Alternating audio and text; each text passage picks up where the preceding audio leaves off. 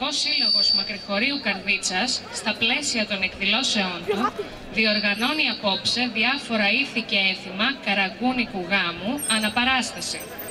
Ο γάμος αποτελούσε μεγάλο γεγονός, γιατί νηφοδιαλέγονταν τα νιάτα και έδειχναν τις χορευτικές τους ικανότητες την ώρα που στο σπίτι του γαμπρού και της νύφης γίνονταν σαν ιεροτελεστία το ξύρισμα του γαμπρού, το στόλισμα της νύφης, η υποδοχή των νεονύμφων, τα πρικιά, τα στέφανα, ο συμβολικός χορός του ζευγαριού πάνω στην ψάθα, εντός εισαγωγικών εστία, κάνοντας παρενέσεις στους νεόνυμφους, υπενθυμίζοντας την κρατούσα κοινωνική, ηθική και τάξη στην οποία πρέπει να ενταχθεί, ο χορός των βλάμιδων με το φλάμπουρο, ο χορός της πεθεράς που τις φορούν ποδιά, σκόρδα και ξύλινη κουτάλα για να υπογραμμίσουν την αρχή της βασιλείας της νύφης, ο χορός γύρω από τη φωτιά που άναβαν στο τέλος του γάμου για να ζεσταθούν και να αποπέμψουν τα κακά πνεύματα, όπως πίστευαν οι παλαιότεροι.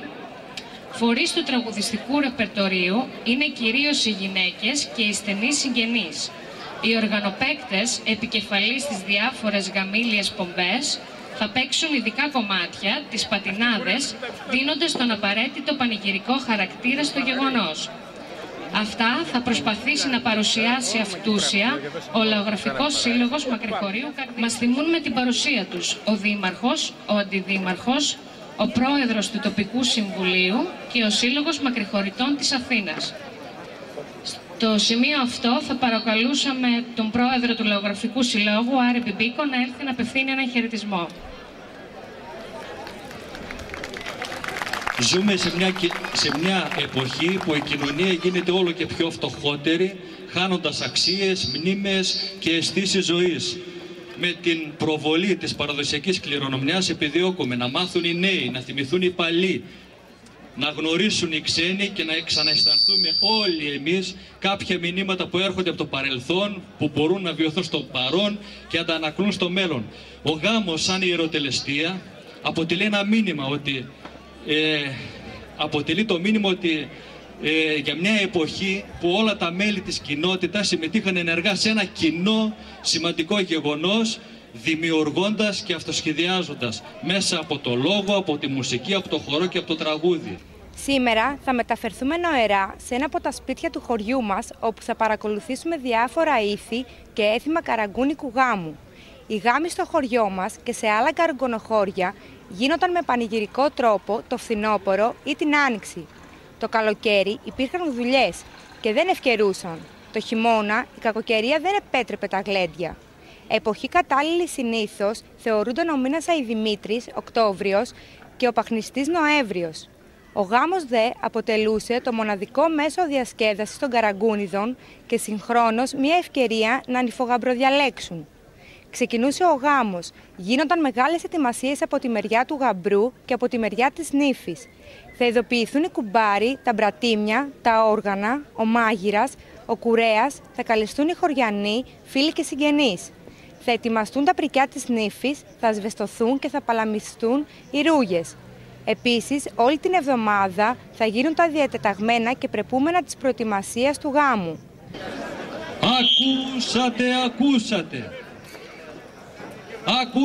Ακούσατε χωριανοί, Ταχιάτ Κυριακή, οι Γιώργους Καραμπλούς και οι Μίτσους Νταρντάντς, παντρεύουν τα παιδιάτς, είστε ούλ καλεσμένοι, η Βαγγέλτς Πέρκ Κυρασίνα, θα περάσουμε καλά. Χωριανοί, ακούσατε. Κυριακή πρωί, στο σπίτι του γαμπρού μαζεύεται κόσμος για το γάμο. Έρχεται ο κουρέας για να ξηρίσει το γαμπρό, αφού προηγουμένως τον ντύσουν με τα γαμπριάτικα οι βλάμιδες. Ο γαμπρός στη σάλα του σπιτιού ή στη ρούγα κάθεται σε μία βεδούρα, έχοντας στα γόνατά του ένα ταψί που έχει μέσα λίγο νερό, κρασί και βασιλικό. Τα πόδια του τα ακουμπά πάνω σε μία πυρουστιά για να είναι σιδηρένιος, μακριά από την επίρρεια των κακών πνευμάτων. «Μπαρμπέρι με τα ξηράφια σου, καλά να τα κονίσεις», τραγουδούν στο γαμπρό.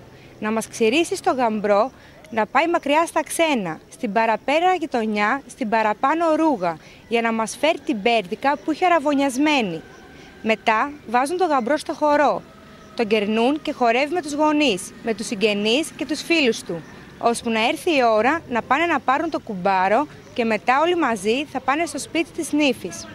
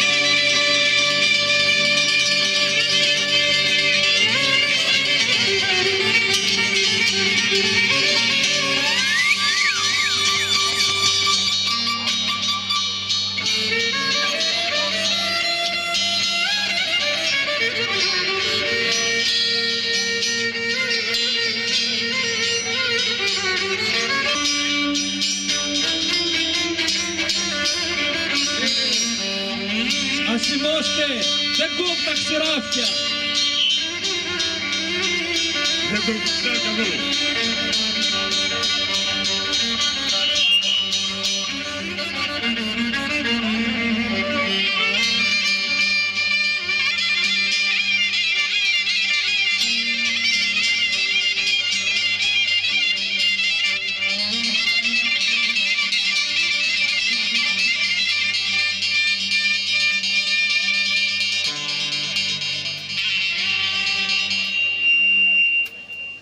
Bere, bere.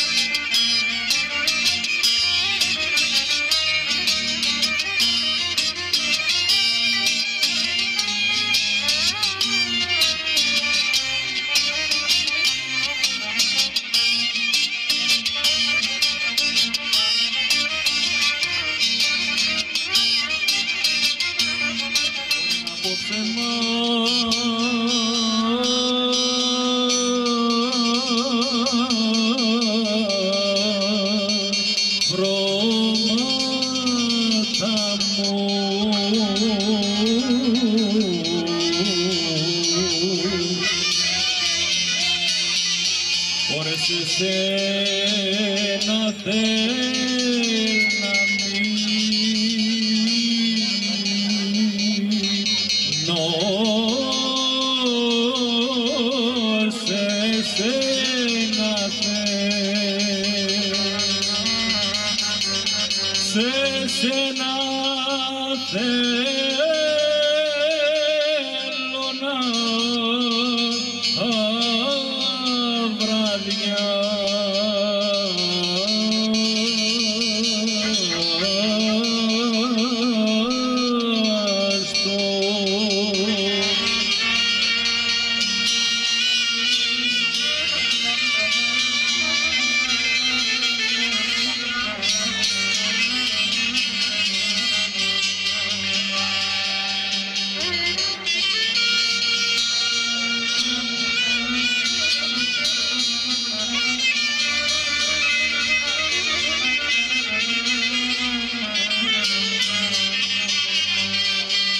σε σένα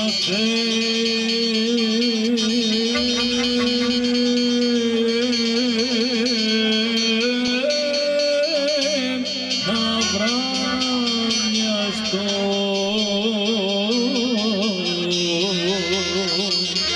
στρώσε διπλό κρεβάτι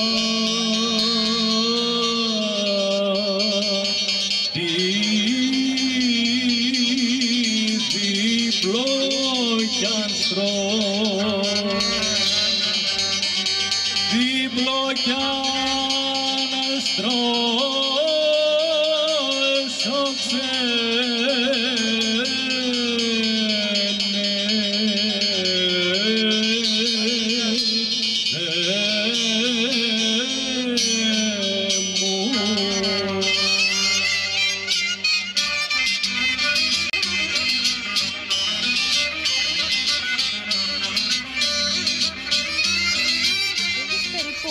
στο σπίτι της νύφης ετοιμάζονται από τις φιλενάδες της και τα συγγενικά κορίτσια τα νηφιάτικά της ρούχα.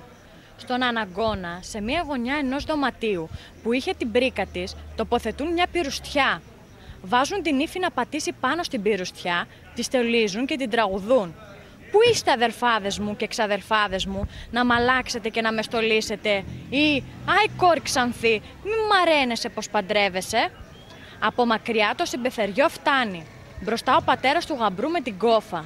Μετά τα όργανα παίζοντας την πατινάδα. Μετά ο γαμπρός με τα μπρατήμια και με τους πλησιέστερους συγγενείς. Ο δεξιός βλάμης κρατά το φλάμπουρο, το οποίο απεικονίζει τον Άγιο Δημήτριο ή τον Άγιο Γεώργιο, προστάτες του γάμου, βυζαντινής προελεύσεως. Αφού σπάσουν τη σβάνα, χωμάτινη κανάτα, ως ένδειξη καλωσορίσματος, το γαμπρό τον καλοδέχεται η πεθερά. Το συμπεθεριό σταματούσε έξω στη ρούγα. Πρόσφεραν τα καλούδια που έφεραν στη νύφη, αφού τα χορέψουν όλοι μαζί.